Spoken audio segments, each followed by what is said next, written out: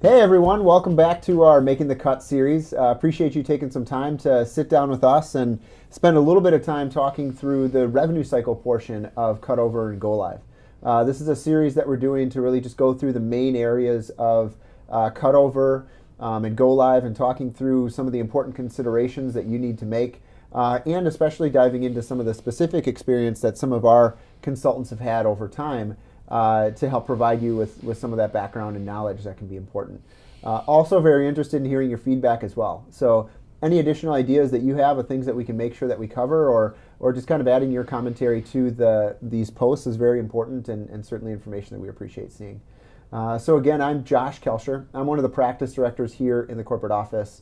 And sitting with me today are a couple of our seasoned revenue cycle consultants, a couple folks who've taken some time out of their day to just go through their experiences in regards to revenue cycle go lives. So I'll hand it over to you, TJ. This is TJ Smith, revenue cycle consultant, probably for about the last 10 years now. I've been working with Epic products, mostly in hospital billing. Work with about 10 different organizations through the beginning of a project to the end, and then some optimization work after that. My name's Daar. I'm one of the PB consultants. I've worked with multiple Epic customers, multiple go lives, been with Nordic here for about 2 years. And yeah, seen a lot of interesting and different things from the beginning to the end on a number of different projects. Well, appreciate your time today, guys, and definitely giving us a little bit of insight into what the revenue cycle side of things looks like from a go-live perspective. So I think speaking to a lot of our viewers and certainly a lot of folks that I talk with, my background is also in the revenue cycle. When you mention Rev Cycle, folks tend to bristle up a little bit and get that feeling of, well, I'll let other folks take care of that and figure it out. So kind of pulling back some of the mystique around Rev Cycle. So we spent a good amount of time talking about kind of what that first 24 hours looks like and how billing may be integrated in with some of the other applications, which I think is important to understand.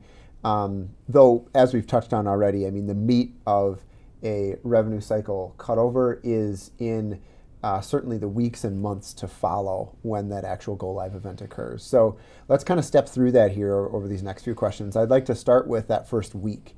Looking at those first 7 days of go live are absolutely critical for defining whatever comes next for billing and really where the focus is. And so I'm interested in your experience and certainly your insight into what are some of the important things to make sure that we're doing and focusing on and preparing in that first week after Rev Cycle go live. Yeah, I think we touched on the charging side of that, but again, to emphasize that once again, I think initially that's maybe one of the most important things to monitor for that first week.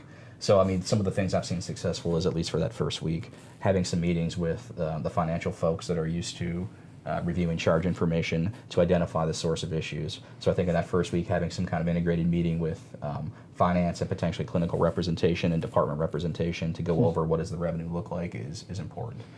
I think as you start getting into about day 3 or so, hopefully your revenue is under control. And you can then start looking at doing your charge conversion for HB. That would be your in-house patients that are in-house at the time of cutover.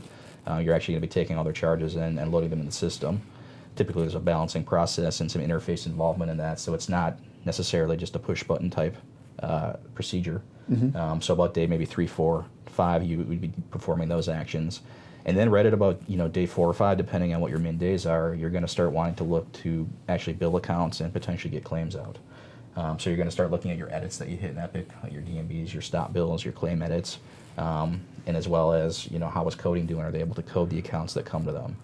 So I think within that first week, your first few days are charging. You're doing some cutover, some charge conversion. Day 4 or 5, depending on your min days, you're looking at your billing edits, and potentially even a little bit before that, if you can do some things in a support environment, for example, to get an idea what edits you might hit. And really, the last part of that week is let's get some claims out the door. I think the ripple effects from a good first week or a bad first week, you can see those for months, maybe even that whole first year. With how your AR days are affected, your cash and everything else, you have ripple effects throughout that whole period of time. I think going off of that idea, claims, certainly on the PB side, is going to be one of the most important things coming out of the first week. I tend to think of that claims clearinghouse interaction as an interface, just like many others. It follows a standard specification. You expect to have correct messages on the other end. it's going to be very important to make sure the charges are coming through, certainly the volumes, but also the accuracy. Are we populating our claims in the way that we would expect to see? Are we getting those to the vendor the way that we would expect them to receive them? And certainly at the end of the first week from the PB perspective, you would want to make sure that that's going well. As TJ was saying, those are the ripple effects you can see for a number of weeks and months afterwards. And if you're not from the get-go getting those things rolling in the way you want them to, the backlog, the fixes, all that work can really be a detriment to moving smoothly in the overall transition and cutover. So sending claims out the door is going to be a big one, certainly for the first week. And, thinking about that first week and certainly understanding what can make it successful and what can, create some additional workload later on. I would say in my experience, probably the single most important thing to help ensure success in that first week is very clear and consistent operational involvement during that time, so that you're working directly with leadership on the client side to understand exactly what's happening in the system, what the timing needs to be, and when to push the gas and push the brake on specific things. Interested in your guys' thoughts on that. What are some of those really, truly kind of key factors to keep in mind? I mean, the word that comes to mind to me is accountability, and you touched on that, and that you have to have exposure with leadership from the operational side that can basically help you diagnose an issue and then act on that issue immediately. And so that issue might be with a department in the hospital, that issue might be with HIM, that issue might be with some users that are working in the clearinghouse in Epic. I mean, there could be a number of different resolution paths to any number of issues, but I think the key thing is having the people and the operational buy-in to be able to act quickly no matter what the resolution path might be for that issue. I think definitely extrapolating on the issue of accountability, that's something that in my experience isn't even necessarily always there, or the communication channels, the processes are not always mature and well established. So sometimes as a part of your implementation and a part of planning for cutover and how things are going to look after you've flipped the switch, that's a part of your implementation plan. For billing, that might not even always be there for other places, a department in the hospital. They know who the department manager is. We know who tends to come in every day. That's a very established microcosm of the hospital overall.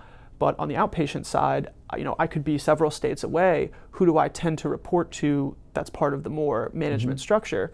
How do I let them know I don't think I'm seeing the charge values that I'm expecting? Are my claims looking okay? Are my nurses, getting to the things in the way they're supposed to?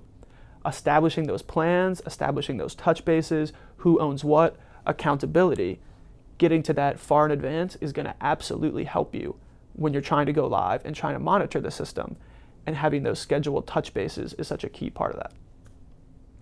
And I think one thing that I want to make sure is really clear here as well is that helping you to understand the specific timing, the specific areas to focus on, exactly how to set those meetings up and who should be there is something that Epic themselves are very adept at. And so working with those Epic counterparts to really make sure that you're certainly following their recommendations and partnering with them through this go live process is key, because think of how many times Epic has done a revenue cycle install across the board is certainly an important piece of the whole process. I think something off of that idea is, as many times as you've been working in a system or forever, however long you've been doing that, not everybody has gone through a cutover experience, whether it be to Epic or be to any other system. You could be working someplace for 10 years and you just haven't gone through that process. So always being cognizant of you don't know what you don't know. If you're ever worried that, hey, how am I going to monitor things? Or, hey, how do I stay on top of something? Just reach out, ask those who seem like they've been through these processes before. Because everybody has a war story, everybody's seen good things and bad things, and I think that's the biggest thing, is just trying to reach out, try to pull knowledge from others. That's certainly what I've done in my experience, and that's what I try to provide to others. And I think that's something that TJ could definitely agree with is a key part of any process you're unfamiliar with. Oh, 100%. And just to go back to the Epic process real quick, I think that they definitely do have a very structured and beneficial approach to go live meetings, and some of the tools in Epic that you use during those meetings, like the dashboard and the graph package and things like that. So I think definitely following the Epic recommendations around meetings and attendees and such is very beneficial.